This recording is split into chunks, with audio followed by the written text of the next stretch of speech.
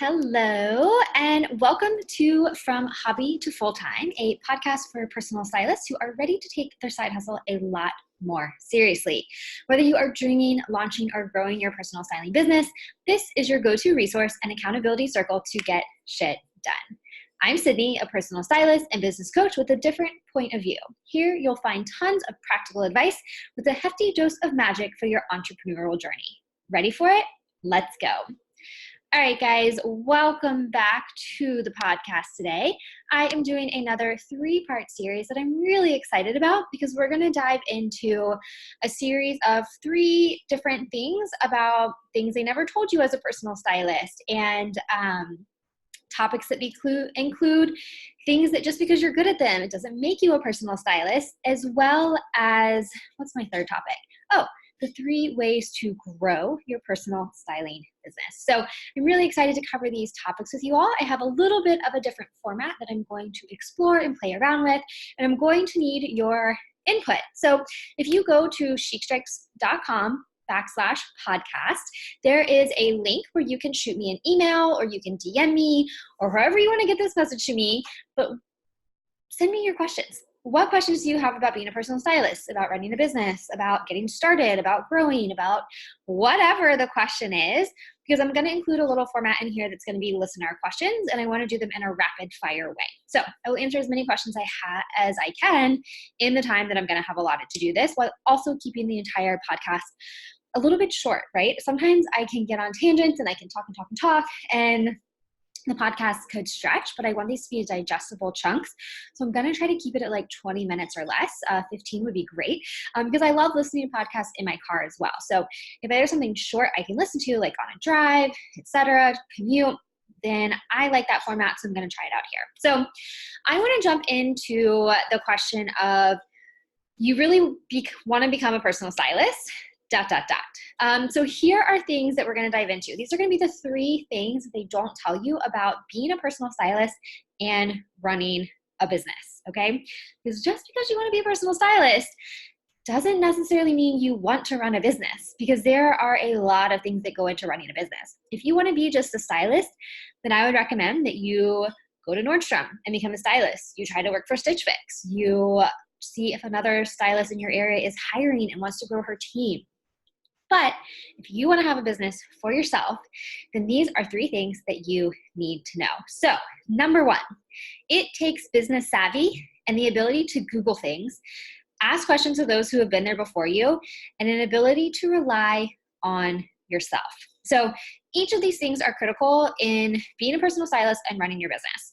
And it's something that I did not realize when I started my journey as a personal stylist. I took some classes and I was styling, but I had no idea how to actually run a business. When I cleaned out the closet of who later became my first mentor, she literally said, like, what marketing emails are you writing? Or like, what newsletters are you sending? And I think I looked at her with a very blank look on my face of like, what are you talking about? Like, what is a marketing newsletter? Now, this was, 5 years ago when things like MailChimp or Constant Contact, well, that's a little bit older one, but like MailChimp and anything else is not as popular as it is today. But there are going to be things that are coming up in the business world that you just don't have an idea about, not because you're dumb or you're not smart, but because you've never done this before. Mentors or a business coach or books or online and Google are going to become imperative to your success. But I think the most important thing is that you become self-sufficient in finding out what you don't know, instead of asking consistent, constant questions of people and expecting them to give you answers.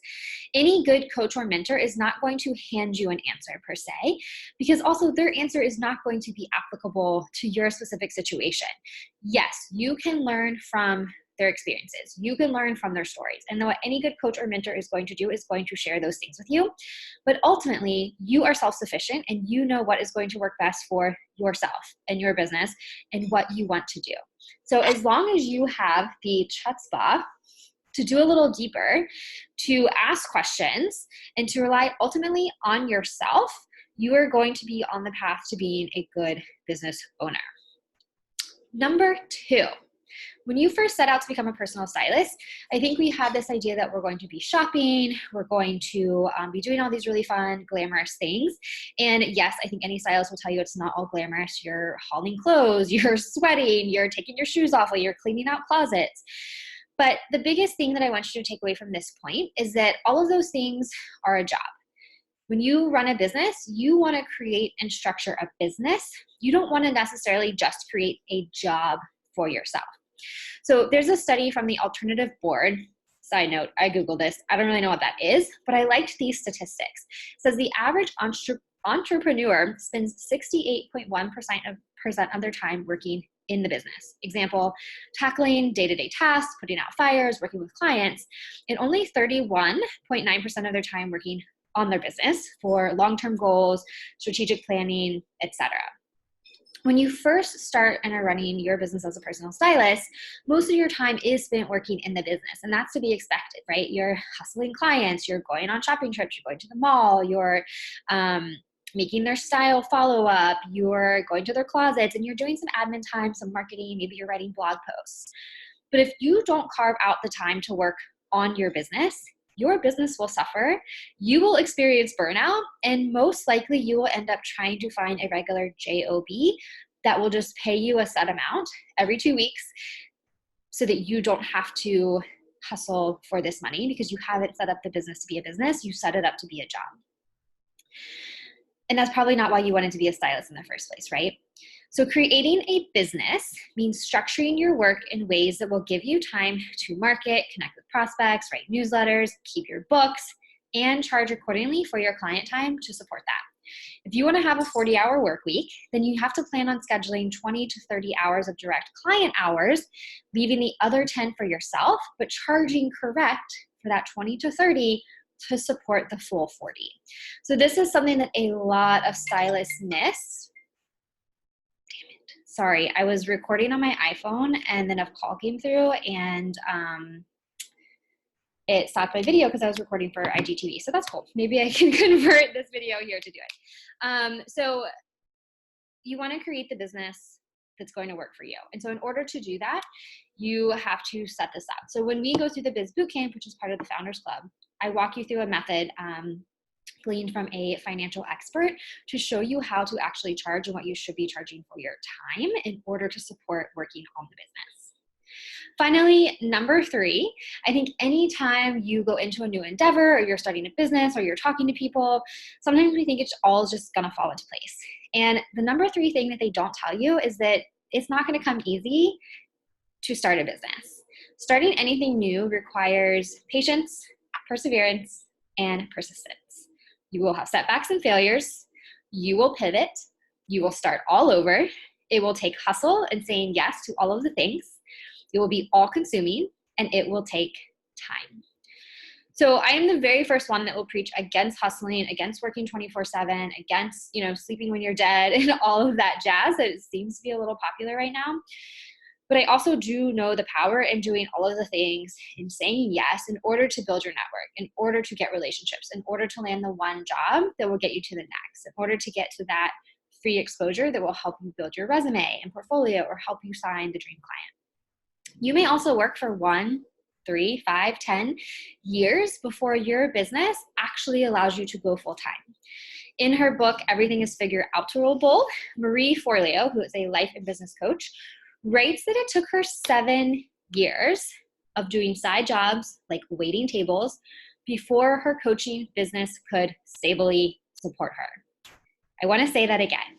It took Marie Forleo, who now has a multi-million-dollar business, who is one of the best business coaches I think out there, who has honed her voice. She worked part-time jobs and waited tables for 7 years after she started her business before she was stable. So just keep that in mind when you're 1 year in and you want to throw in the towel because it's hard, or you're not getting enough clients, or you're having to work a day job and you're hustling and you're having to work nights and weekends.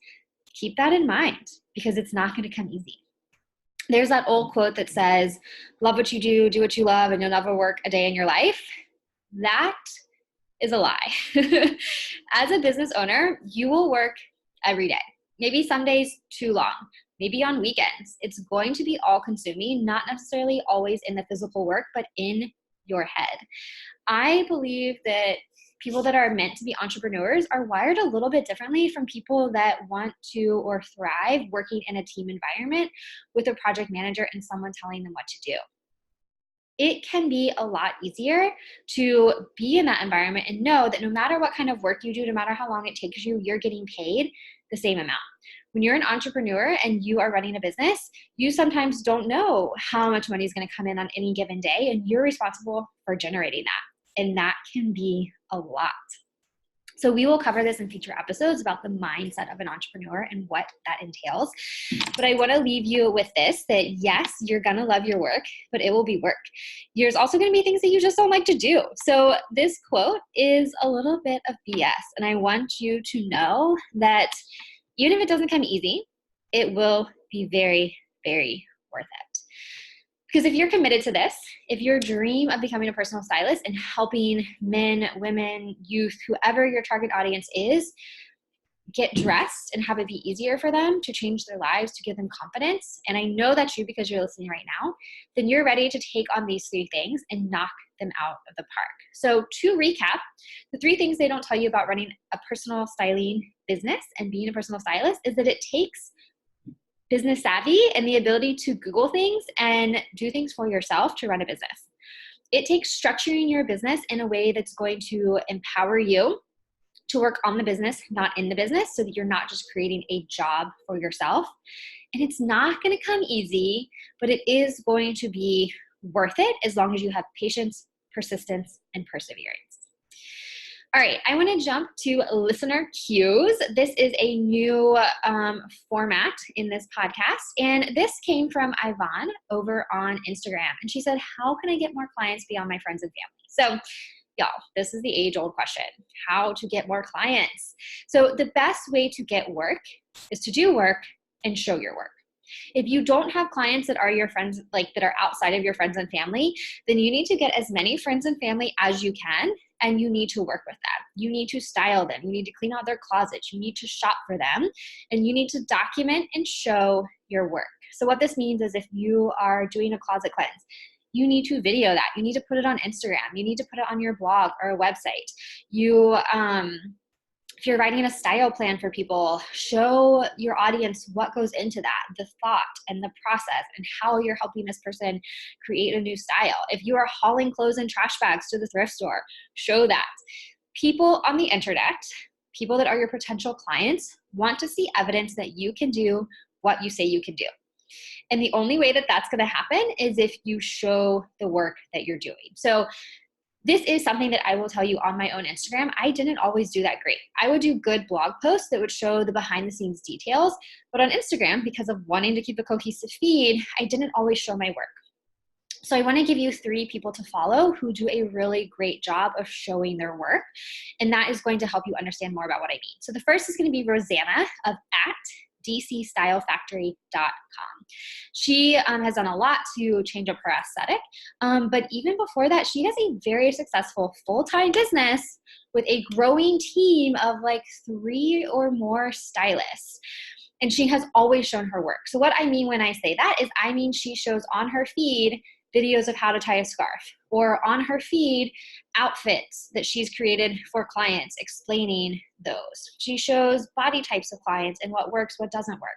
She isn't always, she's not super obsessed with the look of the feed, because showing the work is more important, because showing the work is what gets you money, right? You can post on Instagram all day long and it doesn't mean you're going to get clients. It doesn't mean people are going to hire you. You got to show the work. Second is Amanda of simplystylish.ca. She actually has an online membership where she teaches her clients to go through the process. She talks a lot and shows a lot of her work about putting together outfits, why they work, why they don't work. She shows the flaws, she shows the good things, and I really enjoy following her, and I think you will too. Lastly is Stacia of Stacia Savak. I'm going to spell that out for you. It's STASIASAVASUK. She runs Stasha's Style School, and she always shows her work of creating outfits. She works online with clients. So she doesn't show as much of the process of her working with clients, because again, it's online, but there are posts on her account of client transformations, women that she's worked with. And what I enjoy about her is she shares why she picks things and how she wears them, because a lot of her work comes to women's inner self-confidence. So the last thing I want to say about showing your work is that when you do this, you are actually going to draw in your ideal client. And when you're drawing in your ideal client, those are the people most likely to work with you. You're weeding out other people who don't want to work with you. The reason why showing your work does this is because as you do it, as you show a video, as you share your process, you're sharing little tidbits about you, about how you work, about your own personal style and how you're going to be with clients. And that is going to eventually draw in more clients to you that are not your friends and family. But you got to start somewhere. And if that means starting with friends and family and even doing multiple things with the same friends and family, do that and show your work. And I promise you, it will get you clients. All right, that's it for this week. In the meantime, until the next podcast episode, you can find me over on Instagram at Chic Stripes. And all of the podcast things are housed at chicstripes.com/podcast. All right, see you all next week.